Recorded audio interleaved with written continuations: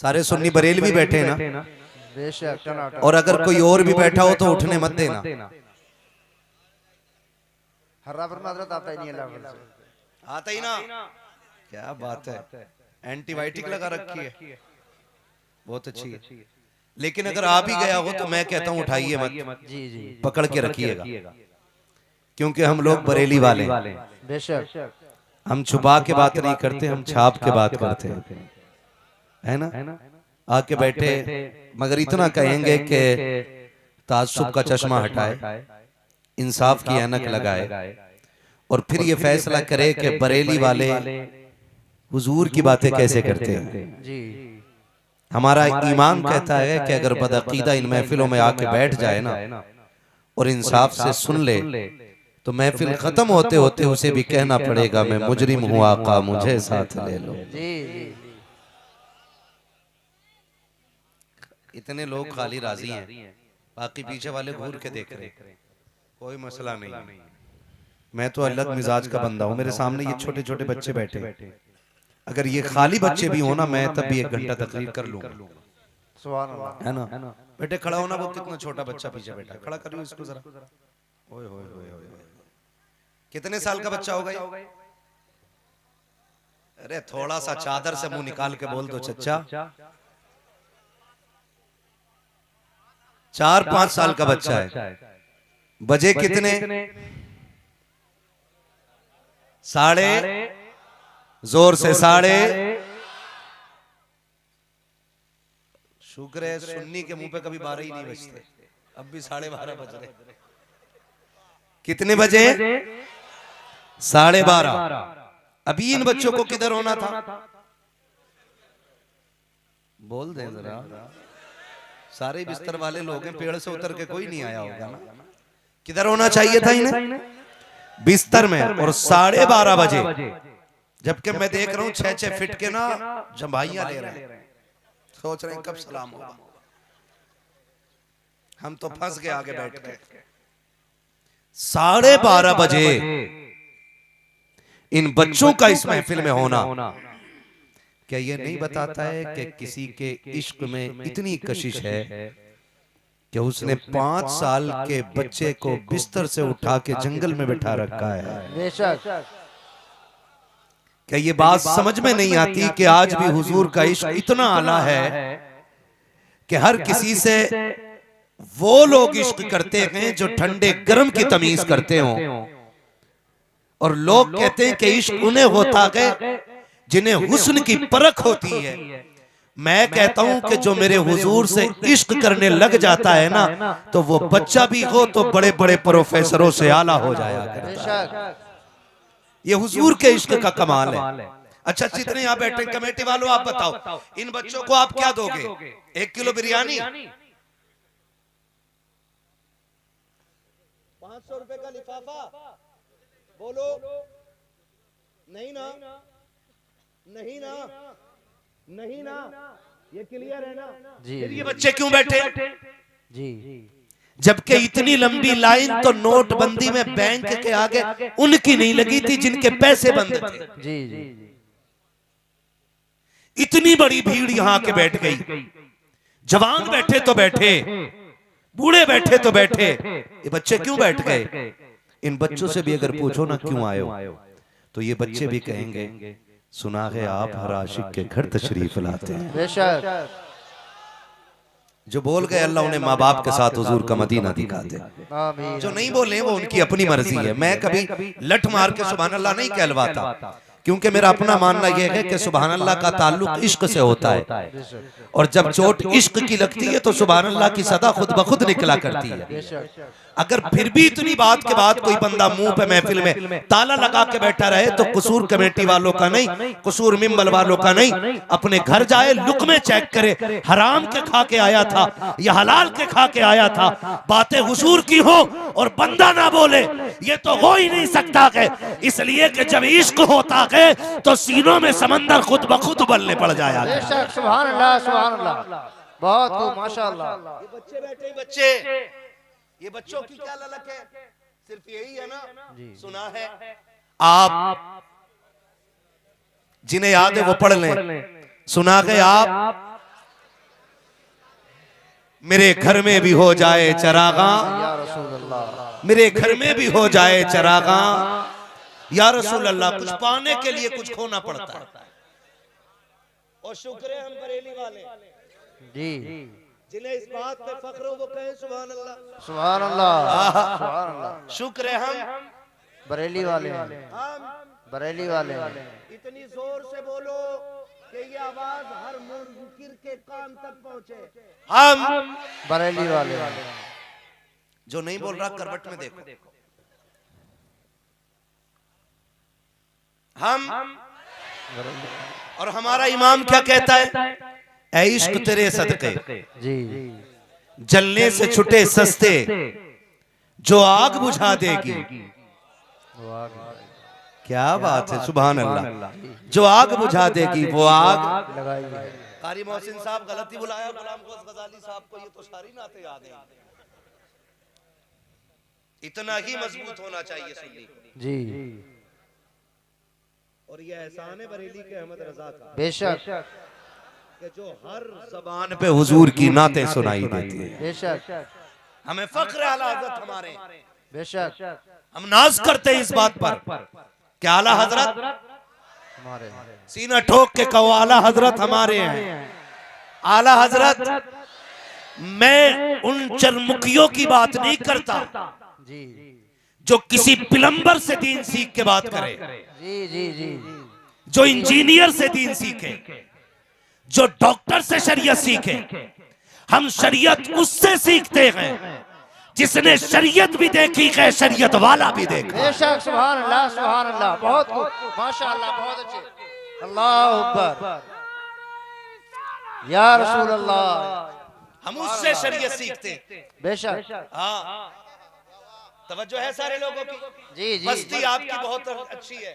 जी, हर्रायपुर, हर्रायपुर है, भूल जाता हूँ मैं क्या नाम बताया, हर्रायपुर। घर भी बड़े खूबसूरत है। जिन भाई के यहाँ इंतजाम था अल्लाह उन्हें बरकतें दे। आमीन। दस्तरखान भी अच्छा, इंतजाम भी अच्छा। मैं नाम नहीं जानता, जी, जी, उनके घर से लगा मुझे सबके घर अच्छे होंगे। जी, अच्छा आप बताओ मुझे, घर बनवाते हो तो अच्छा कारीगर बुलाते हो या चालू? सारों को बोलना पड़ेगा। देखो जी, कैसा कारीगर? अच्छा कारीगर। बेड बनवाते हो तो जोर से, अगर पेंट अच्छा कराना हो तो क्यों? ताकि कोई कमी न रह जाए। जी,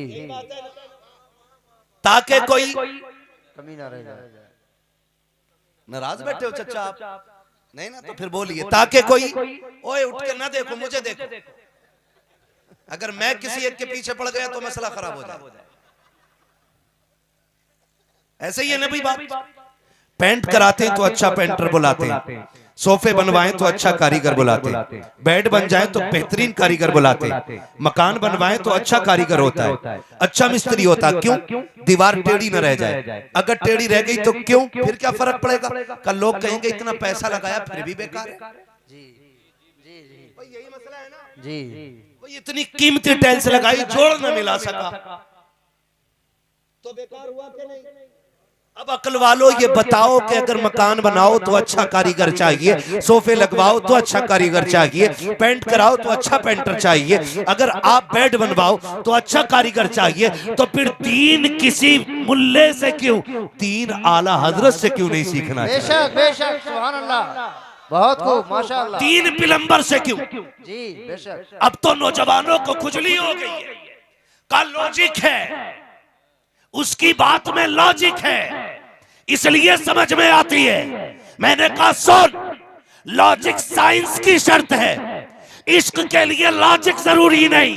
बेशक, अगर आका अमीना का लाल हो तो गुलाम हजरत बिलाल बन जाया करता। बेशक, सुभान अल्लाह, सुभान अल्लाह। नारे तकबीर, नारे तकबीर, नारे रिसालत, नारे रिसालत। पैगाम मुस्तफ़ा कॉन्फ्रेंस, अल्लामा मुफ्ती हम्माद रज़ा साहब किबला।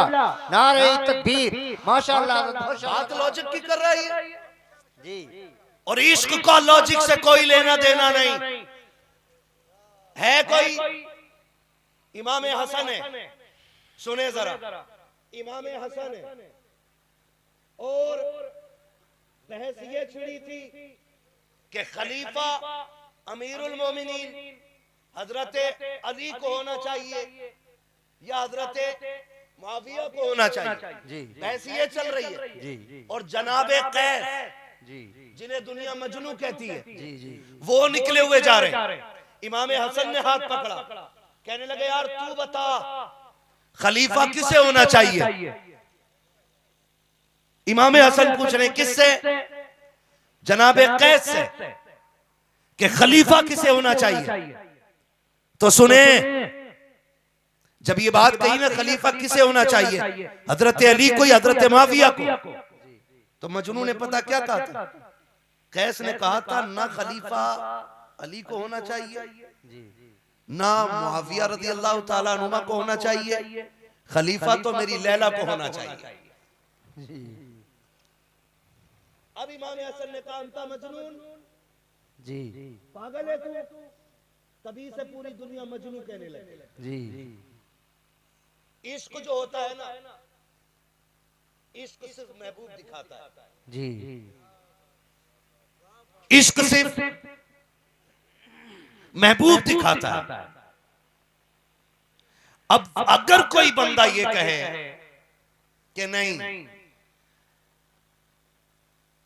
हजरत अबू बकर के इश्क में और हुजूर के रिश्ते में लॉजिक नहीं, जी तो वो आशिक नहीं, वो गधा है। जी बेशक। और वो गधे से भी बदतर है, क्योंकि गधा तो कयामत में मिट्टी बना के मिट्टी में मिला दिया जाएगा, लेकिन इस पे लठियां चलेंगी। जी मैं आम फहम बात कर रहा हूं, बहुत इतनी ऊंची नहीं कि आपके समझ में नहीं आए, बहुत निचले लेवल से बात कर रहा हूं। इश्क में लॉजिक नहीं, समझ गए इतनी बात। तो हम हैं बरेली वाले, हमने दीन आला हजरत से सीखा है, और आला हजरत ने कहा था वो जो न थे जी वो जो न हो, कुछ ना हो, वो जो न हो, कुछ ना हो, जान है वो जहान की, जान है तो महान है। जोर से जान है तो मकसद कायनात मेरा नबी है। बेशक। मकसद कायनात मेरा नबी है। अब कुछ कह रहे जी हम किसी की नहीं मानते, हम खाली हदीस मानते हैं, हम तो नहीं मानते मौलवी को, हम बुखारी मानेंगे। जी अच्छा तुझे किसी ने बताया कि बुखारी भी कुछ है? वो किसी मौलवी नहीं तो बताया। जब तू चंदा खोर मौलवी को मान सकता है तो इमाम आजम को मानने में क्या मुसीबत बेशक है भाई? जी समझ में बात नहीं, मैं तो हदीस पढ़ूंगा। जी एहसान मानो इमाम आजम का, अगर ये बड़े उलमा ना होते तो हुजूर की बातें हम डायरेक्ट समझ नहीं पा सकते थे। बेशक। ख्याल करें, ये लोग जो झूठ बोलते हैं जी हम डायरेक्ट हदीस मानते हैं, तो हदीस किसके कहने से मान रहे थे? वो भी तो किसी मौलवी ने बताई है ना। तो फिर कह क्यों नहीं देता मैं मुजरिम हूँ आका मुझे साथ ले लो, के रस्ते में हैं जा बजा थाने वाले। शुक्र है हम सुन्नी बरेलवी हैं और हम अपने इमाम अहमद रजा के बताए हुए रास्तों पे चलते हैं। बेशक। किसके बताए हुए रास्तों पर? इमाम अहमद रजा सरकार आला हज़रत के बताए हुए रास्तों पर चलते हैं। और उस इमाम ने बताया है सूना जंगल, आहा सूना जंगल, रात अंधेरी, छाई बदली काली है, सोने वालों जागते रहियो। अच्छा रखवाली सोने वालों की कि चोरों की? आला हज़रत तो बड़ी बात कह गए, चोरों की रखवाली है। तुम्हें खुद को नहीं रखाना है, चोरों को रखाना है।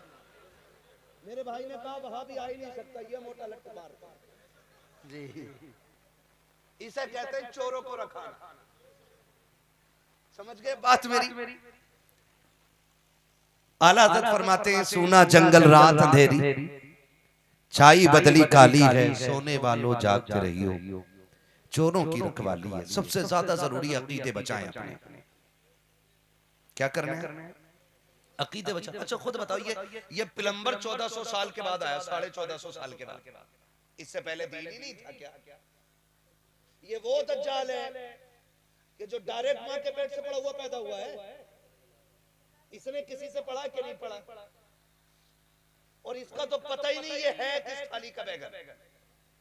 और हमारा नौजवान, अल्लाह माफ करे जी,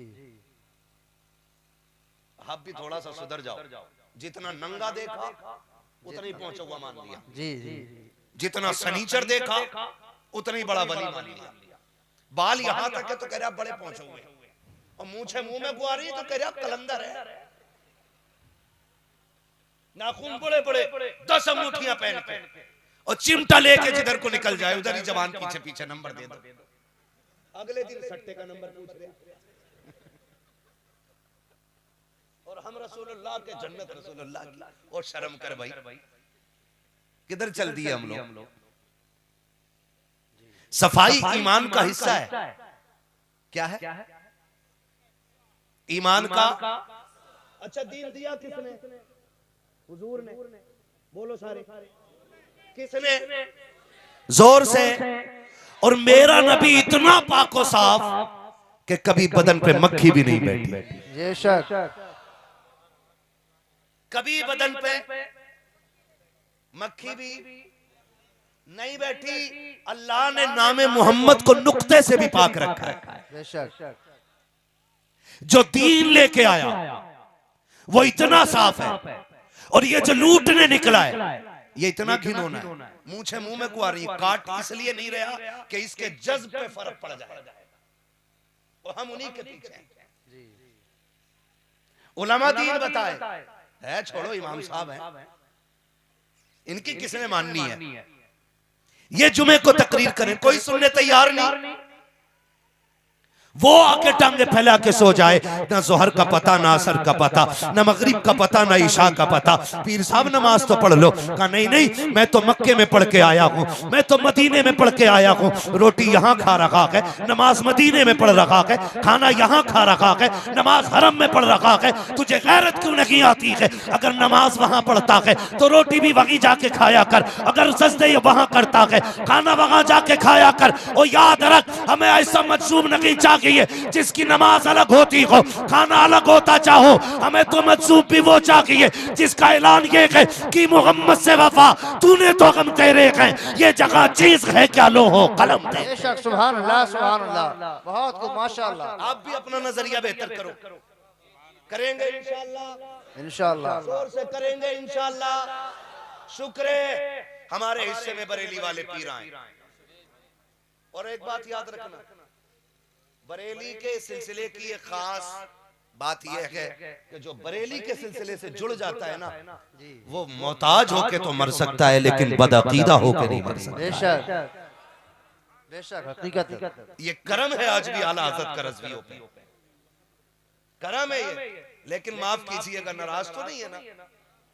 फिर भी मसला ये हो जाता है, हमारे गांव में कोई देवबंदी नहीं, लेकिन 50% देवबंदियों में रोटी मार देते। क्या करें, खाला लगती, बुआ लगती, इस पर चाय पी ली। सुन रहे मेरी बात? नाराज बिल्कुल मत होना। खाला फूफा समझ कर चाय पी ली, और धीरे धीरे नुकसान क्या होता है? धीरे मैं गया था, लोग तो अच्छे हैं, तस्वीर थी उनके हाथ में, बड़े नमाज पढ़े, कुरान हमारी खाला के सराहने पे ही रखा है। ये मतलब दलाइल पेश किए जाते ना, मौलाना वो तो सुन्नी है, मुझसे कह रही मैं गोश्त पाक को मानूं। लो इतनी सी बात पे सुन्नी हो गई। मसला वो नहीं है, समझ रहे? मसला वो है कि हुजूर को ऐसा मानो जैसे रब ने मानने का हुक्म अता फरमाया है। ऐसा मानना चाहिए। असल मसला यहाँ, असल मसला यहां भैया दावत खाली है क्या? खाली हो तो कुल्ली कर लो। तो ये बिल्कुल बंद हो जाना चाहिए, साफ बात। शेर भूखा मर जाता है लेकिन कभी घास ये देखो कौन कौन नहीं बोल रहा, बड़ा घूर के एक तो ऐसे करके देख रहे। मेरी दावत का ही पता चल गया दिख भाई, मैं जानू ना जानू हुजूर सब जानते हैं। हुजूर सब जानते हैं। और कई कई जगह का मसला ये है कि साहब बताएं, दामाद अच्छा था, पैसे ठीक ठाक थे, हम मौलवियों की बातों में ना आए, हमने दे दी लड़की। और सुन्नियों में कोई इतने पैसे वाला था भी नहीं। जिंदगी कितनी हो रही है आमतौर पे, जरा जल्दी बोले। 60-70 साल है नहीं, 40 में रखूं, हाँ जी 50-60 मान लो जी, जो हुजूर ने फरमाया है ना। मेरी उम्मत की उम्रें ज्यादातर 60 और 70 के बीच में रहनी है, तो ज्यादातर इतनी उम्रें हो रही हैं। इनमें 25 साल तो कट जाते हैं जवानी के, कट गए, वो भी कट गए अब्बा के घर, अमीरी हो या गरीबी हो। अगर अल्लाह ने 60 साल उम्र दे दी, कितनी बची आगे को? 30 या बस जी बस है। अब इसमें जवानी के कितने साल बचे?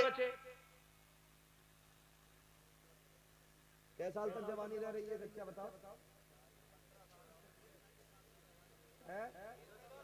अरे ना ऐसा ना करो भैया, 40 साल तक तो जवानी रहती है, तुम 35 पे आ गए। 40 जी 50 20 साल जवानी के मान लो। इस 20 साल की जवानी के लिए माँ बाप के अंधे फैसले, ये 20 साल जिंदगी फाकों से भी कट जाएगी, ये 20 साल जिंदगी भूखमरी में भी कट जाएगी, ये 20 साल जिंदगी बगैर छत के भी कट सकती है, लेकिन कब्र की जिंदगी का आगाज जहां से होना है वो दायमी है। बेशक वो खत्म होने वाली आखिरत की जो जिंदगी है वो बरकरार रहेगी और उसमें अमाल का सिला मिलेगा। इसलिए जमीन छोड़ के जाना या ना जाना, ईमान कब्र तक जरूर लेकर के जाएंगे इंशाअल्लाह। बेशक इंशाअल्लाह। ये कोशिश कीजिएगा कि ईमान कब्र तक जाए।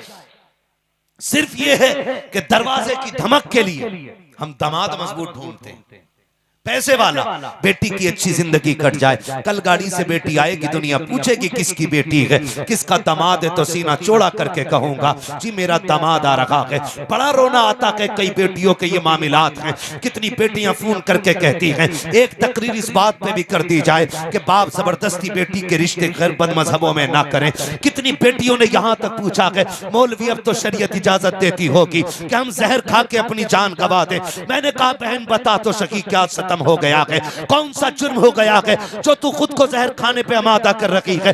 एक बेटी ने झंझोड़ के कहा था कि जब से मैं जवान हुई हूं मैंने यही सुना है कि मेरा रिश्ता मेरे खालाजाद भाई के साथ होना है, और वो बदमज़हब है, उसने कहा दिन करीब आ गए हैं। मौलवी बता तो सकी अगर बाप की ना मानती हूं तब जहन्नम में जाना है, और अगर मान लेती हूं तब जहन्नम में जाना है, बता जान दे सकती हूं कि नहीं। मैंने कहा था बहन शरीयत ने इतने रास्ते खुले रखे हैं, अगर तुम्हारा बाप तुम्हें शरीयत के खिलाफ झोंकता है उसके सामने खड़े हो जाओ और कह दो सुन तू बाप जरूर है लेकिन तेरा फरमान खुदा से बड़ा नहीं है, मुस्तफा से बड़ा नहीं है। जब बात तेरी और खुदा की होगी तो सुन हम तेरी बात को ठुकराएंगे लेकिन खुदा पाक की बात को सीने से लगा के मर जाएंगे। सुभान अल्लाह सुभान अल्लाह सुभान अल्लाह। कहना चाहूंगा अपनी बेटी का हाथ गरीब के हाथ में दे देना, किसी बदअकीदे के हाथ में नहीं देना।